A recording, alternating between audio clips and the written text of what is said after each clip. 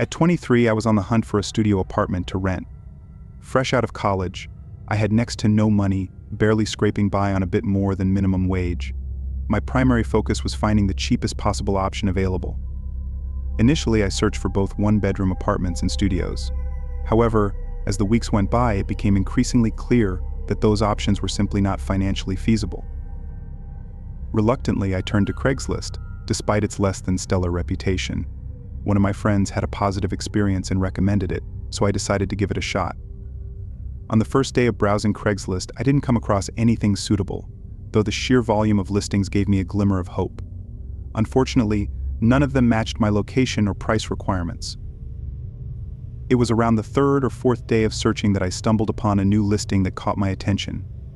Located a few miles away, it was for a studio in a small apartment building. Despite the low-quality, pixelated pictures, I decided to investigate further, intrigued by the promising details. I reached out to the owner, who responded promptly, and we arranged a tour for later that evening at 7. In our brief exchange, nothing struck me as out of the ordinary about the owner. His messages were professional, and he appeared eager to show me the place. A couple of hours later, I got into my car and started driving over to the address he sent me. It's worth noting that I was aware beforehand that this wasn't a particularly nice area of our city, but it was the most affordable. Honestly, I didn't think it was too bad, although looking back, perhaps I was just being naive because it seemed like my only option. Upon arriving, I pulled up to a rather old-looking apartment building. Parking on the side of the street, I texted the man to let him know I had arrived, then proceeded to walk up to the front door. Not spotting the man anywhere, I buzzed the room and waited for a few seconds before the door unlocked. Stepping inside, I was greeted by a staircase in the middle and 2 rooms on either side. Before I could even glance at the room numbers, a voice echoed from somewhere above the staircase, informing me that they were on the 3rd floor. Assuming the man was addressing me, I began ascending the stairs. However, I couldn't shake the growing sense of unease at his absence from the door, especially considering how professional he had been in our text exchanges. Upon reaching the top of the steps, I found myself in a small hallway with 2 doors, one of which was open. I walked over and peered inside, only to find a man standing a few feet away, looking back at me. He greeted me warmly, shook my hand, and invited me inside. Yet my confusion was immediate. The place was clearly inhabited, with a couch, TV, chairs, and even food on the counters. It was unmistakably lived in. "Does someone else live here?" I asked kindly. The man quickly replied with a short laugh and said, "No one lived here and everything would be gone by tomorrow." I smiled and said, "Okay, though that response didn't sit right with me." He started leading me further in, pointing out features of the place. But it suddenly dawned on me that this wasn't even a studio. There were multiple doors, surely leading to other rooms. This was at least a 1 or 2 bedroom apartment. And there was no way the price could be what he said it was. It seemed like he noticed my suspicions as he stopped what he was saying and moved toward the hallway. He opened one of the doors that clearly led to a bedroom and started telling me to take a look inside. But before I could answer, we were interrupted when my phone chimed. I pulled it out of my pocket and checked who it was. My face went pale, seeing it was from the man from Craigslist asking where I was. I looked up in horror, realizing what had happened, and I could tell that whoever this guy was in front of me knew that I'd figured it out. This terrifying moment passed, and the guy didn't move or say anything. He just stood and looked at me with a blank stare. After a moment, I hurried out of there and down the stairs, not hearing the guy follow. I got in my car and left, feeling horrified. I never even texted the actual man back, as I was no longer interested in staying anywhere near that place. And I didn't know if maybe he was in on it too, somehow. But whoever that guy was who lured me into his home was so close to being able to probably abduct me. I don't know. And I don't even want to know. But I never opened Craigslist again after that night.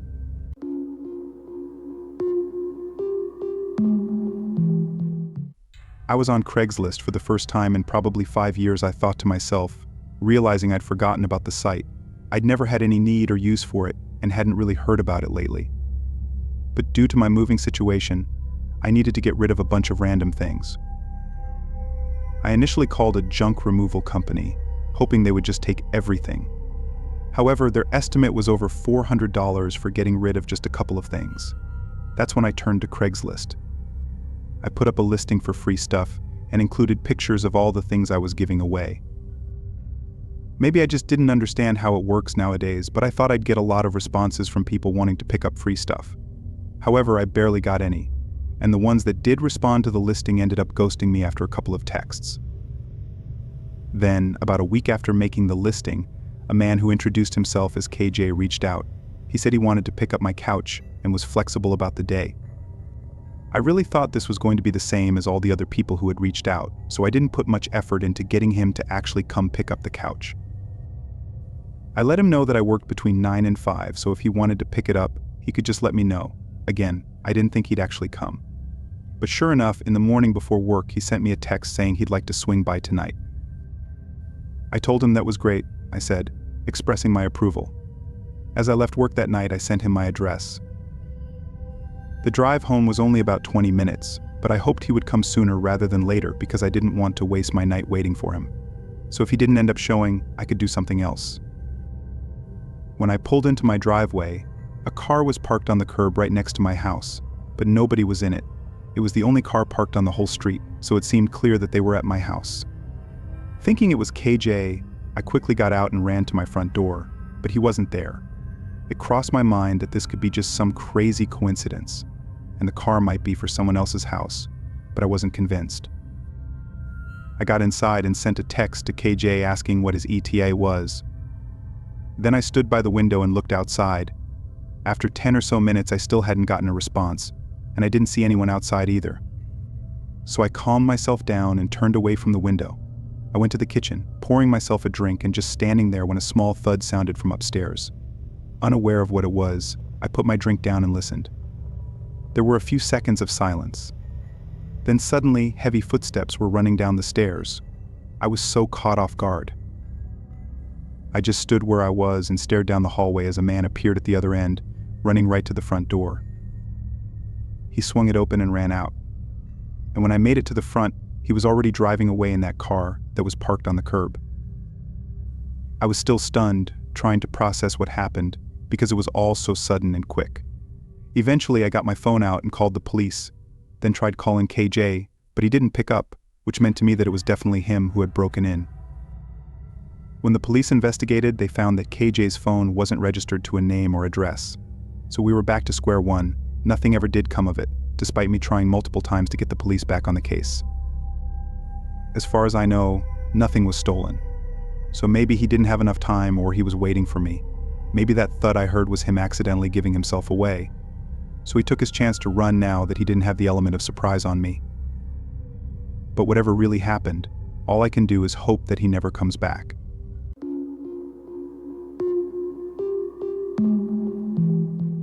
That night changed everything.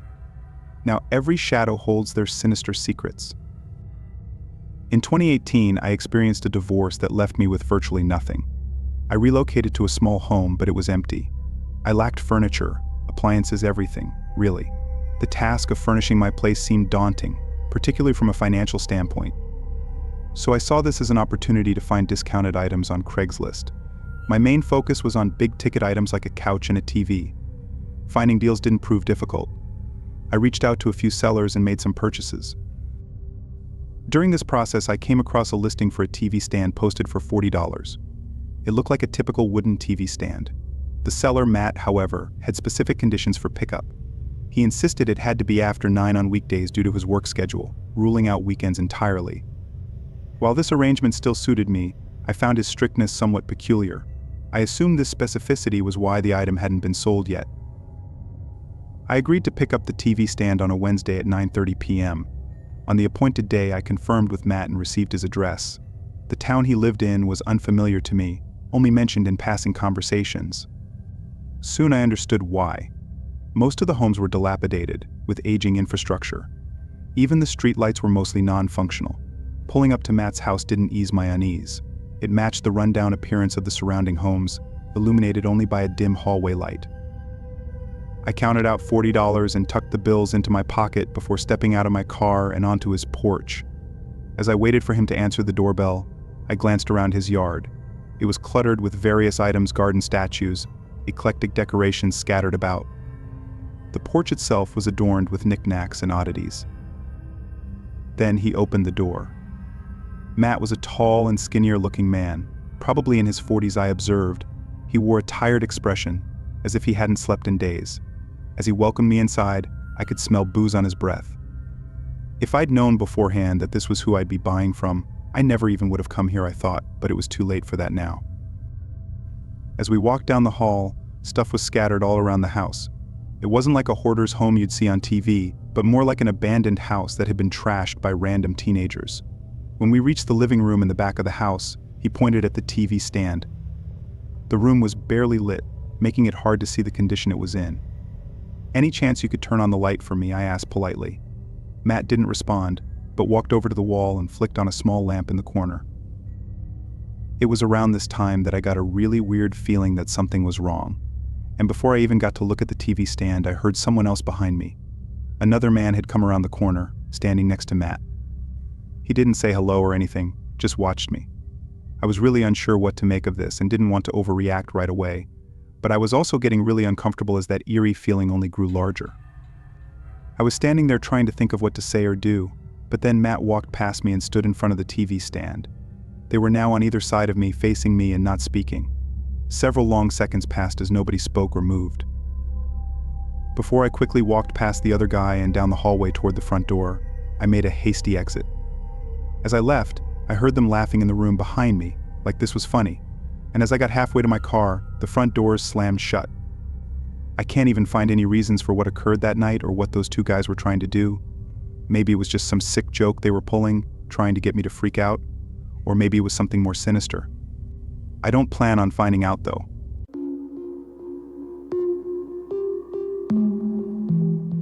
It was May of last year and I had just signed a lease on a new house. It turns out the refrigerator was not the subject of a deal. I will spend most of my money on the house. So I started looking for a cheap one at garage sales. I haven't found any way this way. Therefore, I miss Craigslist. After only 10 minutes, a person appeared not far from me. I called the number and a nice woman answered. She said the refrigerator was still for sale, but she couldn't guarantee it would still be there when I arrived. So against my better judgment, I asked him about PayPal and sent him $75. She sent me an email confirming that she had received the money, and we set a date for me to pick it up. That Saturday, I texted him to let him know I was on my way. The house was a beautiful ranch-style house probably built in the 80s. I knocked on the door, and this hot girl with brown hair and a very short haircut answered.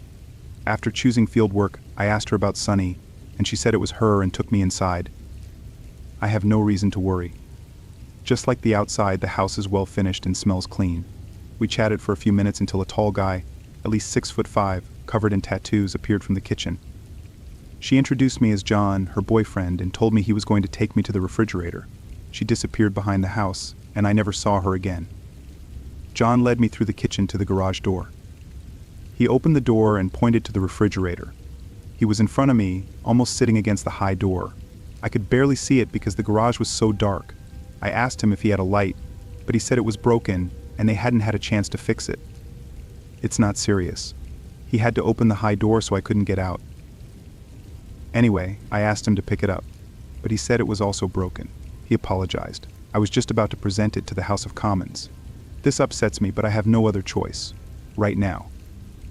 There was a bit of light coming from inside the house. It must have done that. I took 2, maybe 3 steps into the garage before realizing there was plastic on the floor. I looked down and saw it covering the entire floor. That's when I started to worry.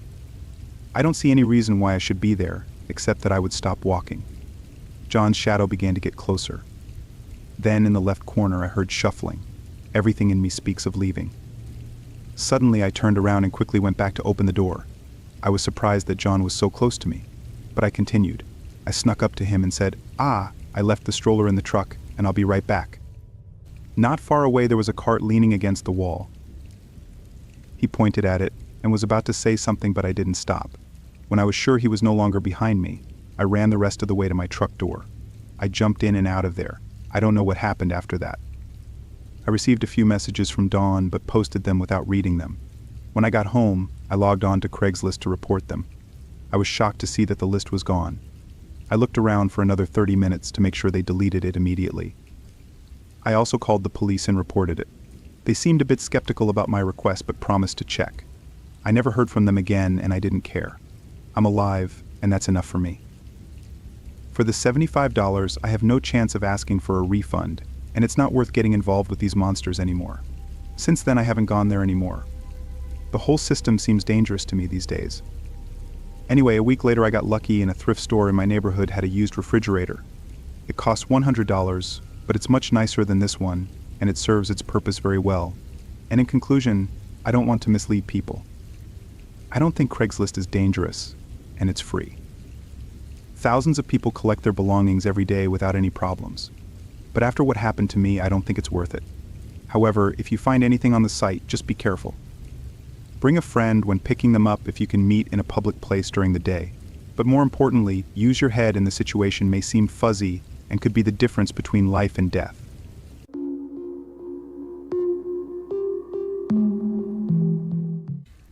I am a man in my 30s hailing from a small town, and I have a chilling tale to share about my encounter with the unpredictable world of Craigslist. It all started when I decided to sell my US television set on the website. The TV was nothing extraordinary, just a modest entertainment center, but I thought it might catch someone's interest. Little did I know that the simple act would spiral into a horrifying ordeal that still sends shivers down my spine. The first sign of life from the other side of the screen was a message from a woman who seemed quite keen on the entertainment center. "Hi there. I saw your TV listing. Is it still available?" she messaged. We exchanged a few messages, and soon enough, we had arranged a time for her to come over and inspect the item. The plan seemed straightforward enough. We agreed on 7 o'clock, and I made sure everything was ready for her visit. As the clock neared 7, I waited with anticipation. But as the minutes ticked by, there was no sign of her. Confused, I decided to text her to see if she was still planning to come. After what felt like an eternity, I finally received a response just when I was about to call it a night. "So sorry. Can I still come over?" she apologized. Being a night owl, I thought, why not? Let's give it a shot, even though it was already 10 p.m. As you can imagine, the 10 minutes she said she would take to get there turned into 20. I began to question whether I was wasting my time when another text message arrived. "Just pulling up now," she messaged. My curiosity overcame me, even though she said she was just pulling up. A mixture of anticipation and caution filled me as I made my way to the front door. My heart skipped a beat as I approached the door. Not only was the woman there in my driveway, but her car also had 4 or 5 additional occupants. "Who are they?" I asked, feeling a knot in my stomach. "They all want to see the entertainment center," the woman explained in a casual manner. "I don't know about you, but having a bunch of strangers break into my house wasn't in the plan." I firmly informed her that only she could enter to check out the TV. I wasn't even sure I wanted her to enter my home at that point. "I'm sorry, but I can't allow everyone in," I stated firmly. Despite her insistence, she might understand, so I told her no. I was surprised to see the woman lose her composure and become angry at my choice. "This is ridiculous. You're not being very accommodating," she snapped. She had the goal to accuse me of not living up to my Christian obligations. Let me tell you, putting myself in danger wasn't part of being a good Christian. As you might imagine, I locked all the doors because I was uneasy and went inside my house for protection. With my heart racing, I couldn't help but glance out the window. One of the guys who was with her made the odd decision to relieve himself at the end of my driveway, which made things even more bizarre. It looked like a scene from a horror film throughout. They eventually got back in the car, and with a screech of tires, they all drove off into the night. I couldn't believe it. It was like a nightmare had abruptly ended when I considered what might have occurred if I had allowed them inside. I couldn't help but shudder. I learned a valuable lesson about using Craigslist to transact with strangers after that terrifying incident. I made sure to exercise extra caution and follow my gut instincts going forward. Simply put, you can never be sure who is lurking in the online world shadows on the other side of that screen. Therefore, keep my story in mind. If you ever find yourself selling something on Craigslist, be wary, establish boundaries, and resist pressure to jeopardize your safety.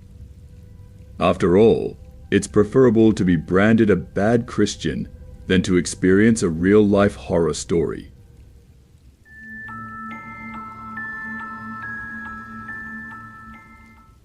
I was born and raised in a small town, a place where everyone knew everyone else, and life was simple and predictable. However, life had other plans for me, and I found myself moving to the big city, a place teeming with life, noise, and endless possibilities. The transition was not easy, and I had to make several adjustments to fit into my new environment. One of these adjustments involved selling my car, a reliable 6-year-old Honda Accord that had been my faithful companion through many adventures. The decision to sell my car was not an easy one. It was more than just a vehicle. It was a symbol of my past life, a life that was quickly fading into the background as I embraced the hustle and bustle of city life. However, I realized that owning a car in the city was more of a burden than a convenience. With public transportation readily available and parking spaces hard to come by, I decided to let go of my beloved car.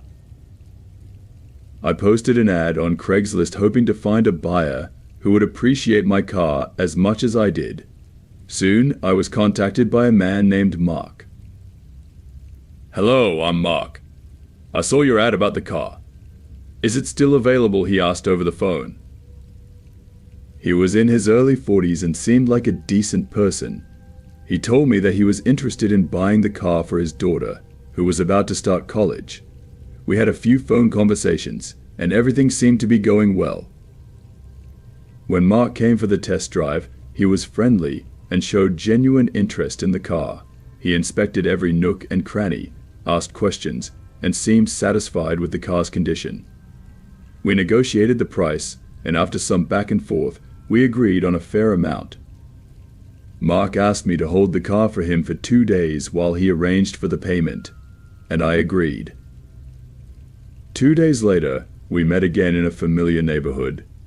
Mark was as friendly as before, and everything seemed to be going according to plan. We took the car for one last test drive, and then it was time for the payment. Mark handed me a cashier's check from Chase Bank. "I suggest we go to the bank together to cash the check and transfer the title," I suggested. But Mark's demeanor suddenly changed. He became hesitant and seemed nervous. We were parked by the side of the street, discussing the bank visit, when Mark asked to inspect the car one more time. I agreed, and as we both stepped out of the car, Mark suddenly jumped back into the driver's seat and sped off, leaving me standing on the sidewalk shocked and confused. Panic surged through me as I watched my car disappear down the street. I turned to the bystanders pleading for someone to call 911. A kind stranger dialed the emergency number, and I quickly explained the situation to the dispatcher. As I was talking, a police car pulled up nearby, and I flagged them down. I got into the back of the police car and gave them all the information I could remember about my car and the man who had stolen it. The officers reassured me that they would do everything they could to find my car, but unfortunately, the thief managed to get away. In the following weeks, I had to deal with the aftermath of the theft. I filed a police report, contacted my insurance company, and tried to come to terms with the loss of my car. I was frustrated and angry with myself for letting my guard down and allowing this to happen. 3 months later, just as I was about to receive compensation from my insurance company, I received a call from the police. They had found my car 3 states away. It turned out that Mark had been part of a car theft ring. He had stolen my car and sold it to another man who had then sold it to an unsuspecting buyer. The police arranged for all of us to meet at the station. The man who had bought my car from the thief agreed to return the car to me, and the thief agreed to refund the money to the buyer. In the end, I did receive compensation for my car, but the whole ordeal left me feeling stressed and demoralized. Despite this experience, I continued to buy and sell cars on Craigslist. However, I learned a valuable lesson from this incident. Now, I always make sure to take a photo of the buyer's driver's license at the beginning of every meeting. This experience taught me the importance of being cautious and vigilant, especially when dealing with strangers.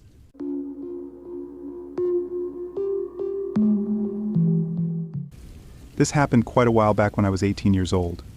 I lived with my folks, even though I had recently moved on from secondary school. I just purchased another PC. Furthermore, after I was finished getting it set up, I posted my old one on Craigslist. It was just 2 years old. Yet in those days that implied it was obsolete. It was a Dell PC with fair specs, and it was very nearly $2,000 fresh out of the box. I was asking for just $500 because more current workstations at the time were significantly better. After posting it on the web, I didn't need to wait long for a reaction. A person named Toby informed me I was inspired by the PC, but I needed to see it first. I needed to set up a chance to meet next week when I would be in Midtown. That way we could meet at a bistro or something like that. At the point when I proposed it, Toby said that he wanted it immediately. Therefore, I consented to allow him to approach my home. I realized gathering in a public place would be more brilliant. Be that as it may, our home was in suburbia, and I didn't have a vehicle. I realized it was apathetic and moronic. Yet I gave him my residence. My folks weren't home, and I figured it'd be a speedy deal and that nothing would turn out badly. Toby appeared sometime thereafter, on a Saturday at around 7 p.m. I saw a more seasoned van maneuver into the carport, and a man got out. In any case, he was in good company. He had one more person with him. The two of them were no less than 30, a lot greater than me. When that's what I saw, I felt somewhat frightened. Something about their presence felt off. In any case, I forgot about the inclination. All things considered, they were only there to check a PC out. I let them in, and we set up in the kitchen. I started showing the PC to Toby, and afterward, his companion promptly requested that I utilize the restroom. I pointed him to the correct heading, which was not far off and down a short passage. Then, at that point, I zeroed in on showing the PC to Toby. Around 10 minutes passed while we were checking it out. I had deleted it in advance, so it was fundamentally running as new. Then, at that point, I unexpectedly understood that the other man hadn't gotten back from the washroom. "Hello, he's your companion." "Good," I asked Toby. "No doubt, you can take some time some of the time, just relax." He consoled me. I tuned in as intently as I could and heard strides that weren't coming from the washroom region. They were coming from higher up. Since there were only the three of us in the house, I realized it was him. The restroom was on the fundamental floor, so there was not a great explanation for him to be up there. That was the point at which I began to overreact inside. However, I attempted to conceal it. I nonchalantly got some information about his companion once more, trusting my anxiety wasn't appearing. His reaction was cold and frightening. He put his hand on my shoulder, not in a well-disposed way, but rather with a ton of strain. He told me not to stress over it. His grasp was fixed agonizingly. Furthermore, at that time I realized this was something other than a deal that turned out badly. We were being ransacked. That was most likely the arrangement all along. Alarm set in that I attempted to keep my poise. I advised Toby to take anything they desired and simply go. However, he didn't give up. His grasp on my shoulder felt hard. It resembled danger. What's more, I began to shake. I realized I needed to move quickly. I figured out how to split away in arbitrarily my father's office on the primary floor, locking the entryway behind me. I left my telephone on the kitchen table, which was a dumb slip-up. Fortunately, however, there was a landline in the workplace where I was, so that saved me. My heart was beating as I dialed 911, making sense of the circumstances for the dispatcher. The man is trusting that the police will show up on the longest day of his life. I could hear the two men stepping around the house, most likely taking anything they might find. They probably realized the police were on their way since they took off in no time and cleaned out the front window as they returned to the van on the carport and dashed away. At the point when I was certain they were gone, I emerged to see what was taken. The main things I saw missing on the fundamental floor were the little television in the kitchen and the PC that I was selling. Notwithstanding, I later figured out that a large portion of my mother's gems were taken, as well as no less than $200 in real money. The police appeared around 10 minutes after the burglars left. They remained for some time. However, at that point, they left without making any commitments. He was unacceptable. That was the last I heard from the police about what occurred. I contacted them a few times, yet they never hit me up. At the point when my folks and sister returned home, I needed to make sense of what occurred. They generally thought I was kidding from the outset since I have a dull, funny bone. Yet, when they figured out it was genuine, they were distraught as well. I would gauge the misfortunes at around $3,000, which was a tremendous amount of cash for me at that point. Since it was all my issue, I needed to take care of it. That was essentially my entire summer of work down the channel. It was the last time I met an unusual individual off the web. If I was ever to rehash it, there'd be no chance I would allow them to come to my place. It's a public or private arrangement with no exemptions.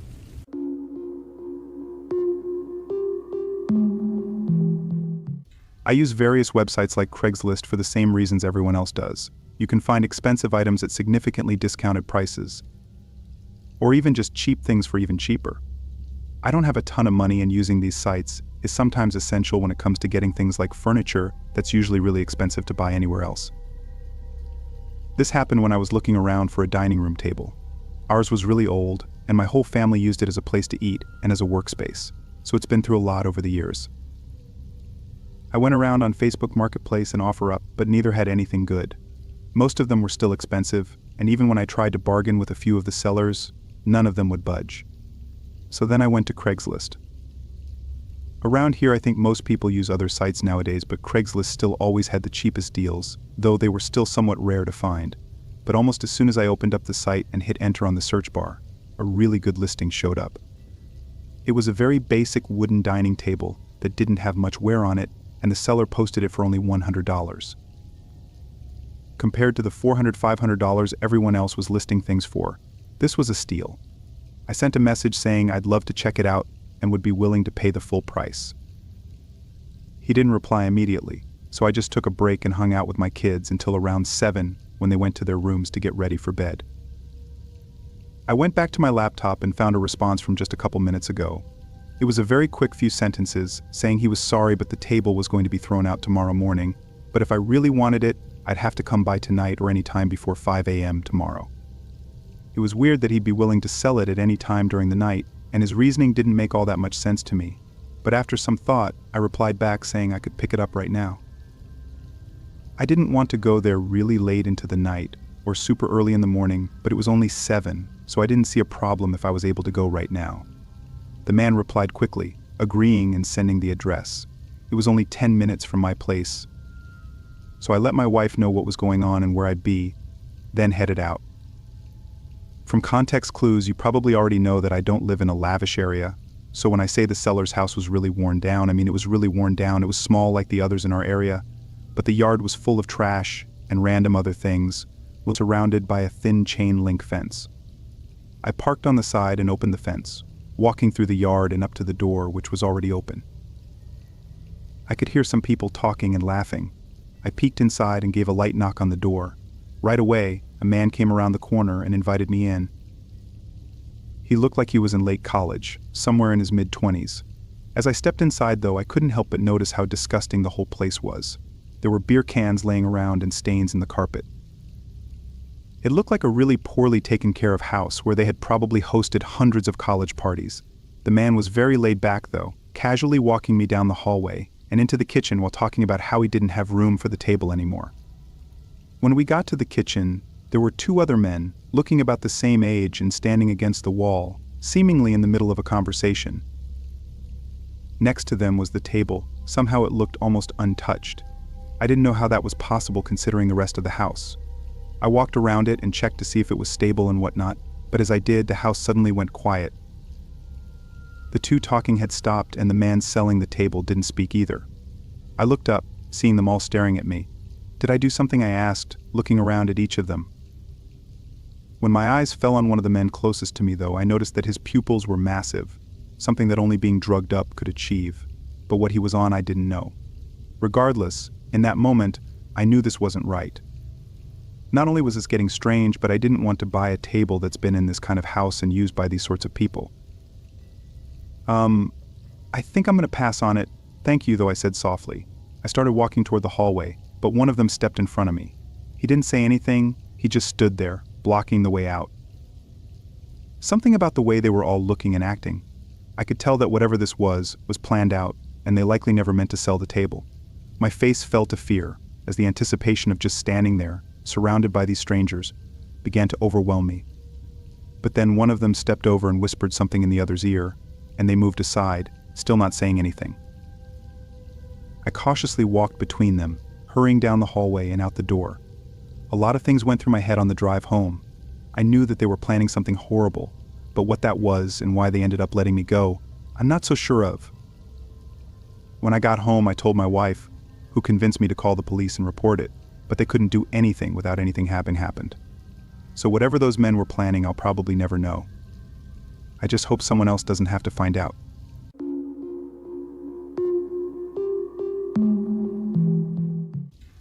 I wanted to move out of my old apartment in a few months and was hoping to get some money to help pay for movers.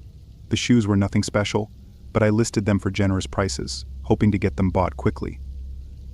It was some guy whose email had the name John K in it, and he offered just $5 less than my listing price. It seemed like an unnecessary adjustment to the original price, but I didn't want to keep waiting for more offers, so I wrote him back saying I was okay with that. We set up to meet the following day at 5, in the parking lot of a public gas station in the middle of town. The next day I sent a text and he confirmed that he was on his way, so I left as well and got to the gas station right at 5. They weren't there yet, but there was a lot of traffic on the road, so I figured he'd be late. I sat in my car patiently, and over the course of 30 minutes, the roads cleared up and the sun started coming down, and then John finally pulled in. He drove a small sedan with none of the headlights working and resembling something from a scrapyard. He parked next to me and got out. John looked like he was in his 30s and was a pretty large guy, wearing ripped-up clothes and having long, unkempt hair. He didn't say much, so I brought out the shoes and let him look at them. As he held them, though, and didn't say anything, he kept looking back at the gas station. I don't know what he was looking at, I thought, but after he checked over his shoulder multiple times, I glanced over as well. The gas station was empty aside from one guy putting gas in his car, but otherwise I didn't know what he could be looking at. John was taking his time, though, pointlessly looking over everything multiple times, as if they were some really rare shoes that he was going to drop hundreds on. But these were just some regular sneakers, nothing fancy or rare. Then John looked over his shoulder one more time, just as the car by the pump started to drive away, and all of a sudden, his whole demeanor changed. He stopped looking at the shoes and looked at me. "What else do you have?" he asked abruptly. I looked at him confused. "Those are the only shoes I brought. I didn't know you were interested in others." His eyes went cold as he stepped past me and put his hand on my car door, trying to open it. It was locked, I explained. John immediately looked at me and told me to unlock it. His voice was deep and strict, like it was a threat if I didn't.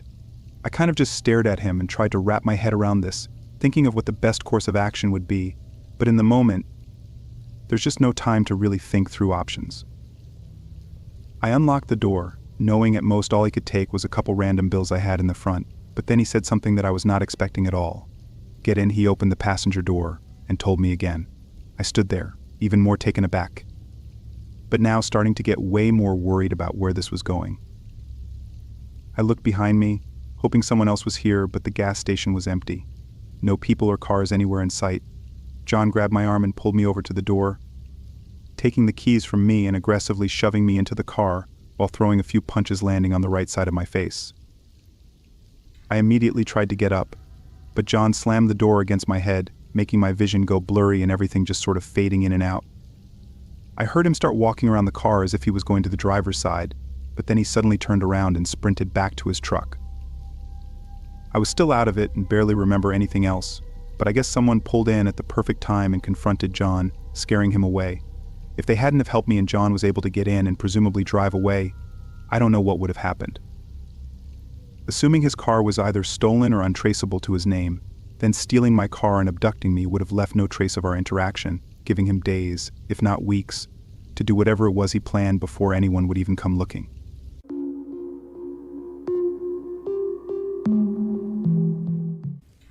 I used to frequently purchase iPhones, video game systems, TVs, and many other items on Facebook Marketplace, then resell them on Craigslist and Facebook Marketplace to make a profit. I've been doing this for years as a side job, and I've learned a lot along the way. Hello, I'm Mark. I saw your ad about the car. Is it still available?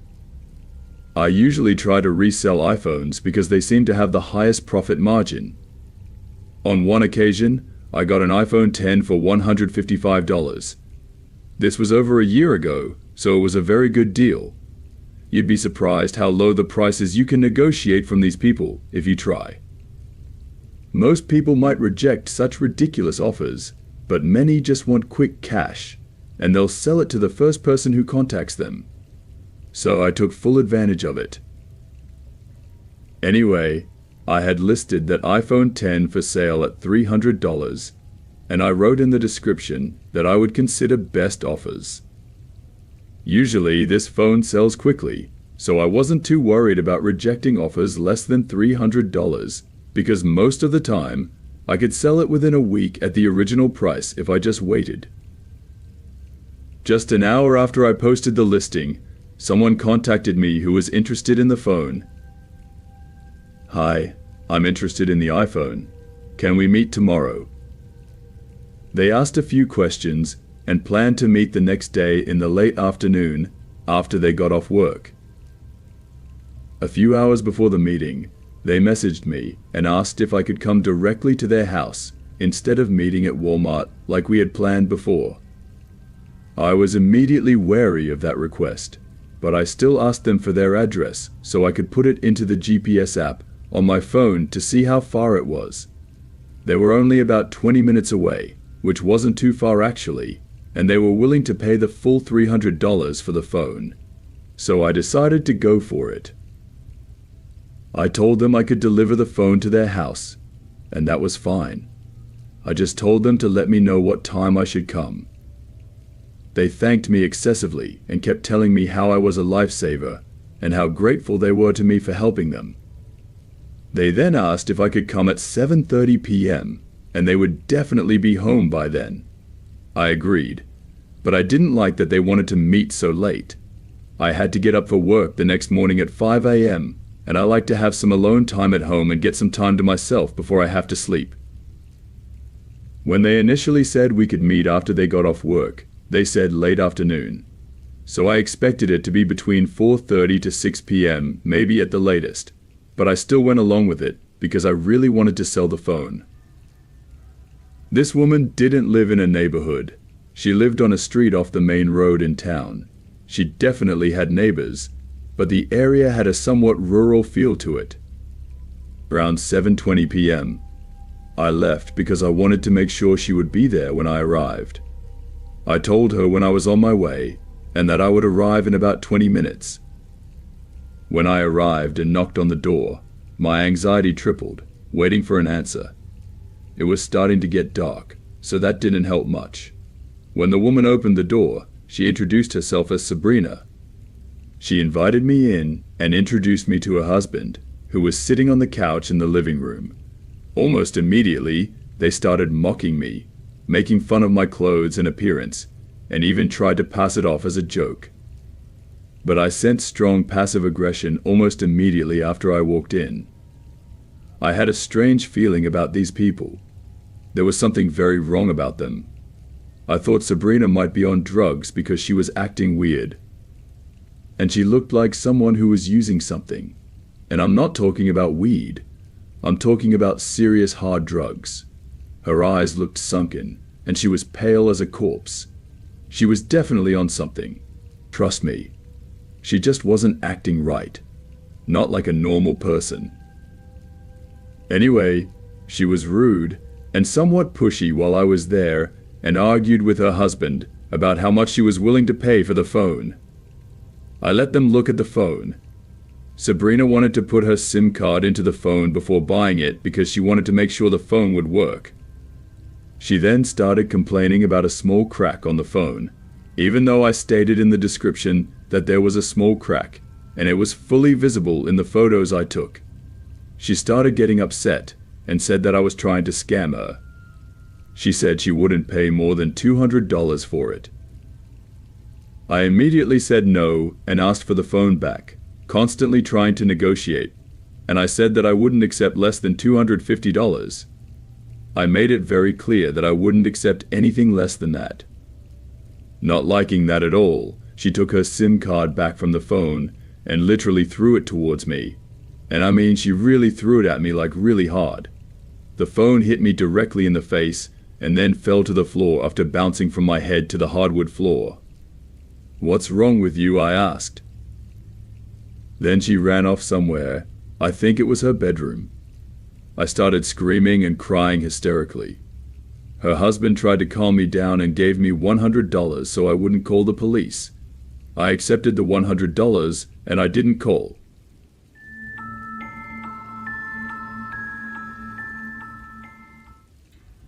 One day, I was browsing Craigslist out of sheer boredom.